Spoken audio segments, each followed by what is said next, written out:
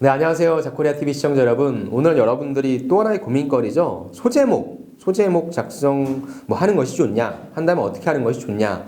라고 하는 그런 질문들인데 제 생각을 또 여러분들과 같이 한번 좀 공유해보고 싶습니다. 일단 소제목은 무조건 작성해야 된다고 저는 생각하지 않아요. 소제목은 여러분들이 지원하려고 하는 그 지원 회사 있지 않습니까?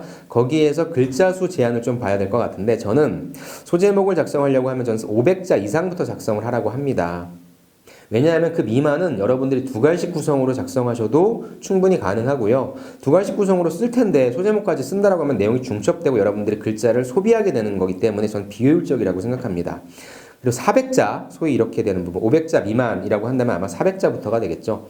이런 데는 내용을 보겠다는 게 크게 중요하지 않습니다. 그러니까 저는 여기에 시간 쓰지 마시고요. 최대한 두 갈씩 구성과 스타 방식에 있어서 어떻게 했는지 간략하게, 아니면 프랩 방식으로 어떻게 했는지에 대해 간략하게 딱딱 구조만 잡아주시면 좋을 것 같고요.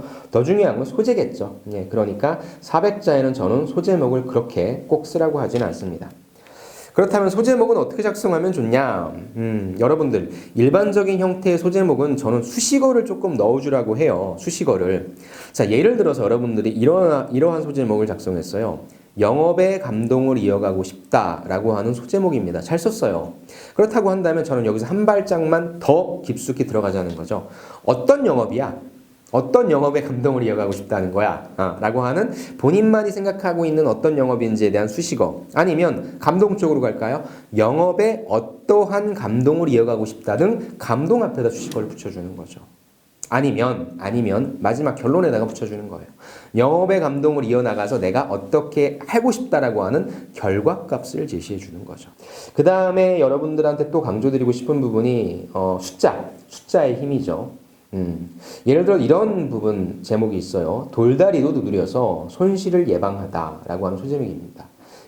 어떤 속담이랑 같이 이렇게 결부시켜가지고 손실을 예방한다라고 하는 결과까지 나온 거 좋습니다.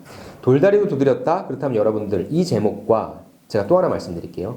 돌다리도 두드려서 500억의 손실을 예방했다. 이건 실제 제 학생이 썼던 자기소개서 소제목인데 500억을 넣고 빼고 500억이 좀 너무 많다라고 한다면 거기에 다른 숫자를 넣어도 되겠죠. 그래서 단순히 돌다리도 두드려서 손실을 예방하는 것과 돌다리도 두드려서 500억의 손실을 예방하는 것은 큰 차이가 있겠죠. 숫자를 넣어줄 수 있는 부분 넣어주세요.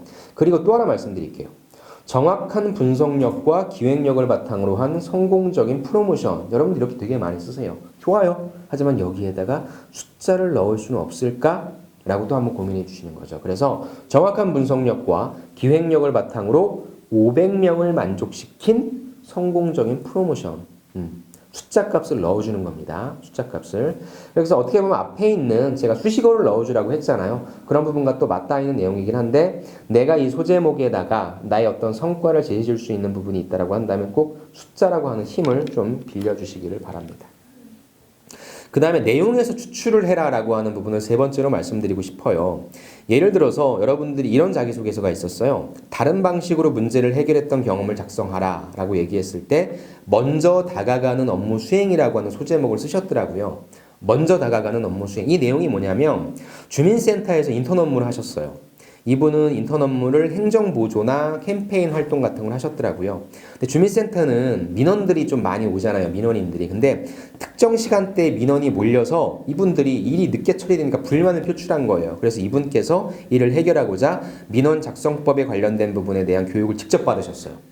그 다음에 직접 또 이분께서 직접 가셔서 그런 민원인들한테 보충해서 작성할 수 있도록 어르신분들 도와드리고 해서 만족도를 높였대요. 이거에 관련된 내용을 아까 말씀드린 것처럼 먼저 다가가는 업무 수행으로 하셨는데 제가 아까 말씀드린 것처럼 내용에서 뽑자라고 하는 거죠. 어떻게 뽑냐? 저 같은 경우에는 이거 어떻게 만드냐면 먼저 다가가는 업무 수행이 아니라 땡땡 주민센터의 민원 해결사. 전 이렇게 만들 것 같아요. 지금 무슨 말이냐면 너무 일반적인 내용으로 포장하지 마시고요. 여러분들만 쓸 수 있었고 여러분들만 경험했던 그 소재에 대한 제목을 갖고 오라는 거죠. 제가 잡코리아에서 1분 자기소개 영상에 보면 거기 소개시켜드린 게 있는데 거기에도 그 친구가 그냥 시스템을 개발하기 위해서 할머니 텃밭에 가가지고 물주기 이렇게 시스템을 하나 만들었거든요. 그래서 저는 그 소제목을 할머니 텃밭 물주기 시스템 개발자 땡땡땡 이게 훨씬 더 낫다는 거죠. 그게 튀는 제목일 거고요. 그게 여러분들만이 할 수 있는 제목, 즉 내가 갖고 있는 내용에서 추출한 제목을 조금 추천드립니다. 일단 마지막으로 이건 많은 분들께서 말씀하시는데 신문 헤드라인 기사를 좀 봐라. 제가 여러분들한테 신문 많이 좀 강조드리는데 좀 간단하게 좀 말씀드리면 명품 생활 가전 영토를 넓힌다라는 표현 좋죠. 여러분들 입사어법에 쓰시면 좋을 것 같아요. 그 다음에 렌탈 날개 달고 헐헐 날다 입사어법이 좋을 것 같네요. 그 다음에 AI 5G가 스마트폰의 부활을 이끈다라고 하는 표현.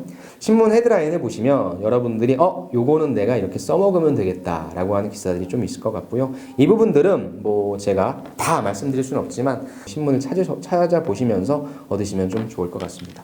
소제목 정리할게요. 소제목은 아까도 말씀드린 것처럼 쓸 수 있는 항목이 있는 것 같고요. 굳이 안 쓰셔도 되는 항목들이 있는 것 같고 결과값을 좀 넣어주시고요. 수식할 수 있는 부분 넣어주십시오. 그 다음에 여러분들의 내용에서 뽑아내실 수 있으시면 좋을 것 같고요. 신문의 헤드라인을 활용해서 요건 갖다 써먹어야 되겠다는 부분은 좀 사용해서 쓰시면 좋을 것 같습니다. 오늘도 여러분들 고생 많이 하셨고요. 저는 다음 시간에 또 다른 콘텐츠로 찾아뵙도록 하겠습니다. 감사합니다.